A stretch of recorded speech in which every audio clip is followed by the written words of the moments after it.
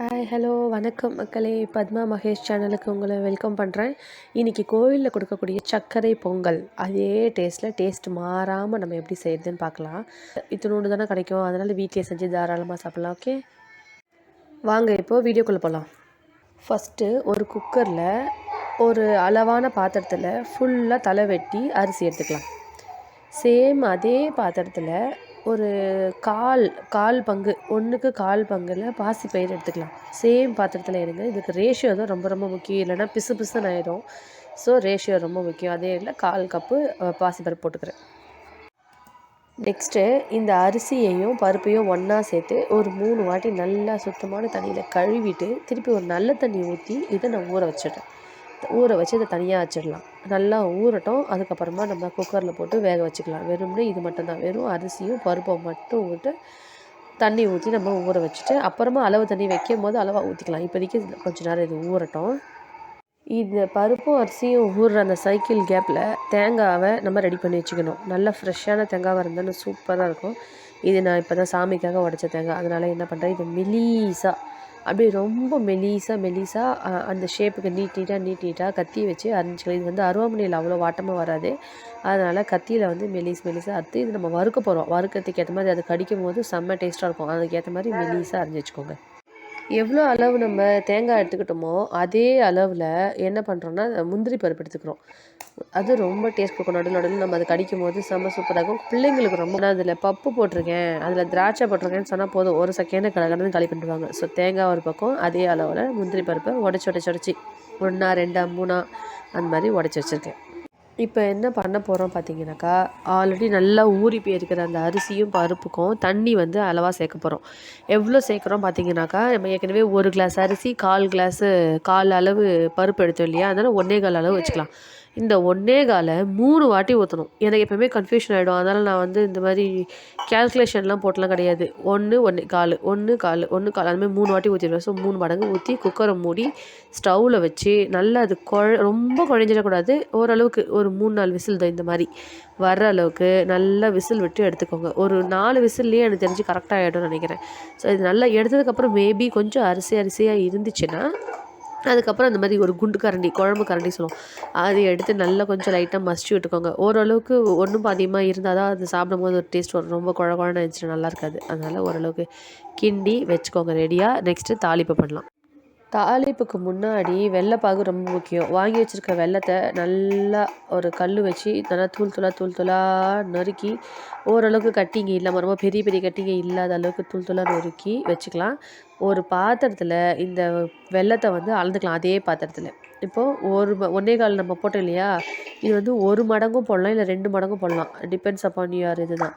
உங்களுக்கு வந்து சுகர் அதிகமாக வேணும் அப்படின்னா 2 மடங்கு கூட போட்டுக்கலாம். இல்லை எனக்கு கொஞ்சம் திட்டமாக இருந்தால் போதுனாக்கா ஒரு 1 1/2 மடங்கு. ஸோ ஒன்று அதில் அளந்து போட்டுட்டு அரை போட்டிருக்கேன். ஸோ ஒரு கடாயில் வச்சுட்டு கொஞ்சோண்டு தண்ணி, ரொம்ப நிறைய தண்ணி ஊற்றிட்டாக்கா வெல்லம்லாம் நீந்த ஆரம்பிச்சிடும். அதனால் வந்து கொஞ்சோண்டு தண்ணி, அதில் 1/4 விட கொஞ்சம் கம்மி தண்ணி ஊற்றுனீங்கன்னா அது ரொம்ப நல்லா கரைஞ்சி ஒரு மாதிரி வெள்ளைப்பாகு மாதிரி ஒன்று வந்து ரெடி ஆகும். அதை கிண்டி விட்டுக்கிட்டே இருக்கணும். அதை அடி பிடிக்கவே விடக்கூடாது. இருக்கக்கூடிய கட்டிங்களையும் நல்லா அந்த கரண்டியை வச்சே மசிச்சு இது பண்ணணும். இது வந்து டைரெக்டாக வந்து போடாமல் இதை வந்து வடிகட்டி எடுத்துட்டேன். இதில் இருக்கக்கூடிய அந்த கண்ணப்பின்ன அந்த டஸ்ட்டு அது இது கல் எல்லாமே வந்துடும். நமக்கு சுத்தமாக குழந்தைங்களுக்கு கொடுக்கறதுனால, நம்ம சாப்பிட்றதுனாலையும் சுத்தமான பொருளை செய்யறதுனால நம்ம இந்த ப்ராசஸ் பண்ணுறோம், டைரெக்டாக வெல்லத்தை போடாமல். அந்த பாகை கரைச்சி அதை நல்லா ஒரு ஓரமாக வச்சுட்டு அது கட்டுறதுக்குள்ளேயே நம்ம ஏற்கனவே வேக வச்சுருக்கோம்ல சாதம், அந்த பருப்பும் கலந்ததில் ஒரே ஒரு சிட்டிகை உப்பு போட்டுட்டு இந்த வெள்ளைப்பாகை வந்து ஒரு வடிகட்டி வச்சு நல்லா வடிகட்டி வெறும் பியூரி மட்டும் அதில் ஊற்றிக்கோங்க. ஸோ தட் அதில் இருக்கக்கூடிய அந்த டஸ்ட்டு தேவையில்லாத பொருள்லாம் அந்த வடிகட்டிலே நின்றுடும். அதனால தான் நம்ம இதை கரைச்சோமே. ஸோ அந்த மாதிரி நான் என்ன பண்ணுறேன், கடாயிலேருந்து எடுத்து இதில் ஊற்றிக்கிறேன். அப்புறமேட்டுக்கா அந்த சால்ட்டு போட்டதையும் இந்த வெள்ளை கரைச்சலும் சேர்த்து கரைக்கிறேன். நம்ம சக்கரை பொங்கல் தானே பண்ணுறோன்னு சொல்லிட்டு எப்பவுமே நான் ஃபஸ்ட்டெல்லாம் உப்பு போடவே மாட்டேன். இது வந்து எங்கள் மாமியார் சொன்னது. எந்த ஒரு இனிப்பு பொருள் போட்டாலும் செஞ்சாலும் அதில் ஒரே ஒரு பிஞ்ச் ஆஃப் சால்ட் இருந்தாக்கா அதோடைய ஸ்வீட்டை வந்து இன்னும் கொஞ்சம் என்ஹான்ஸ் பண்ணி கொடுக்கும் அப்படின்னு சொல்லுவாங்க. ஸோ அதை ஃபாலோ பண்ணி இப்போ எவ்வளோ வேஸ்ட்டு பார்த்தீங்களா. வடிகட்டி எடுத்தாச்சு. இப்போ வடிகட்டி எடுத்த அந்த பொங்கலை நல்லா கழைய அந்த வெல்லமும் அந்த சாதமும் ஒன்றா மிங்கிளாகி வர்ற அளவுக்கு நம்ம வந்து நல்லா இது பண்ணிக்கணும். ரொம்ப கெட்டியாயிடுச்சு ஒரு வேளை மேபி தண்ணி வந்து மாற்றி கிட்டி வச்சிட்டோம் அப்படின்னாக்கா அதில் வந்து நெய் கூட ஊற்றி கொஞ்சம் பண்ணிங்கன்னா கொஞ்சம் தலை தலைன்னு வரதுக்கு வாய்ப்பு இருக்குது. ஸோ இது ஒரு ஓரமாக வச்சிடலாம். இப்போ நம்ம நெக்ஸ்ட்டு இதோ இந்த மாதிரி பக்குவத்தில் இருக்கணும். இந்த மாதிரி பக்குவத்தில் இருந்தால் கரெக்டாக இருக்கும். நம்ம தாளிப்பு போடும்போது அதில் எப்படியும் கொஞ்சம் நெய் வரும் இல்லையா, அந்த நெய் இதெல்லாம் கலக்கும் போது அப்படியே சும்மா செம்மையாக ஒரு எப்போ தான் செஞ்சு முடிப்பணும்னு இருக்கு எனக்கு. ஓகே, செஞ்சு முடிச்சோன்னா முதல்ல நான் தான் சாப்பிடுவேன். ஓகே, இப்போ என்ன பண்ணுறோம், இதான் அதோட பக்குவங்க. நெக்ஸ்ட் இதில் கொஞ்சோண்டு ஏலக்காய் தூளை போட்டுக்கிறேன். ஏலக்காய் தூள் ஏற்கனவே எங்கள் வீட்டில் இருந்துச்சு. ஏலக்காய் தூள் இல்லை, அது ஏலக்காய் வந்து நெருக்கி வச்சுருந்தோம். ஐ மீன் பொடி பொடியாக பண்ணி வச்சுருந்தோம். அந்த இதுக்கு ஃப்ளேவருக்காக வெரி குட் ஃப்ளேவர் இது, அதனால் இதை கண்டிப்பாக சேர்த்தே ஆகணும். ஸோ இதை சேர்த்தாச்சு. இதை ஒரு ஓரமாக வச்சுட்டு நெக்ஸ்ட்டு தாளிப்புக்கு தேவையானதெல்லாம் ரெடி பண்ணலாம். ஃபஸ்ட்டு தேங்காய் போட்டுக்கலாம். நம்ம ஒரு பாத்திரத்தில் நெய் ஊற்றி தேங்காய் நம்ம அரிஞ்சு வச்சுருக்க தேங்காய் எல்லாத்தையும் போட்டு, ஏன் ஃபஸ்ட்டு தேங்காய் போடுறோன்னா தேங்காய்க்கு முன்னாடி முந்திரியை போட்டு அதுக்கப்புறம் தேங்காய் போட்டால் கண்ணாபின்னு ஒரு மாதிரி ஆயிரும், கருகிரும். அதனால் ஃபஸ்ட்டு தேங்காய் நல்லா மொறு சிம்மில் வச்சு வருங்க. நல்லா அது ஒரு சூப்பரான ஒரு டேஸ்ட்டில் வர மாதிரி நம்மளுக்கே தெரியும்ல, ப்ரௌனிஷாக. அந்த டைமில் முந்திரியும் அதிலே போட்டுக்கலாம். முந்திரியும் அதிலே போட்டு நெக்ஸ்ட்டு திராட்சை இந்த ஆர்டரில் தான் போடணும். தேங்காய், அடுத்து முந்திரி, அடுத்து திராட்சை போடணும். இப்போ தேங்காவை ஃபஸ்ட்டு நல்லா வறுத்து எடுத்துக்கலாம். வறுப்பட்டுக்கிட்டே இருக்கலாம் தேங்காய் பையன்.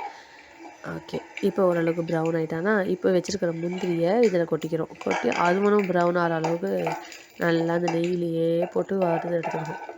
அவன் தலை மேலேயே கொஞ்சம் திராட்சையும் போடணும். ஆனால் அதுக்கு முன்னாடி இது நல்லா ப்ரௌன் ஆகணும். வெயிட் பண்ணுங்கள். திராட்சை எடுத்து அவன் தலை மேலேயே கொட்டி நல்லா கிண்டிக்கணும். கிண்டி திராட்சை பையன் ஒரு மாதிரி உப்பி வருவான். அப்போ உப்பி வரும்போது அவனை தூக்கி அந்த பொங்கலில் கொட்டிடணும். நான் ஏன் இப்படி பேசுகிறேன்னா, இந்த பட் சாரால் தான் நான் இப்படி பேசுகிறேன். அவரோட வீடியோ அதிகமாக பார்த்து அந்த ஸ்லாங்கு, அந்த வே ஆஃப் டாக்கே எனக்கு தொத்திக்கிச்சு. இப்போ யாரை பார்த்தாலும் அவன் இவன் தான் பேசுகிறேனே. மாடு வந்தால் மாடு பையன் வந்துட்டான்னு சொல்கிறேன். அப்படின்னா எனக்கு அது ஒரு பழக்கமாகவே ஆயிடுச்சு. அதனால தான் நான் அப்படி சொல்லிகிட்ருக்கேன். எனக்கு அது ரொம்ப பிடிச்சிருக்கும் கூட. எனக்கு பட் சாரை ரொம்ப பிடிக்கும். ஓகே, இது வறுத்துச்சா? இப்போ இது வறுத்ததை தூக்கி இந்த பொங்கல் மேலே கொட்டிடலாம். கொட்டி அந்த நெய் அந்த பாத்திரத்தில் இருக்க நெய்யை வேஸ்ட் பண்ணவே கூடாது. அதுதான் நம்மளுக்கு ரொம்ப முக்கியம். அதுலேருந்து கொஞ்சம் பொங்கலை எடுத்து அதில் போட்டு வடித்து போட்டுக்கோங்க. போட்டு நல்லா இது எல்லாத்தையும் போட்டு ஒன்றா கலரிக்கோங்க.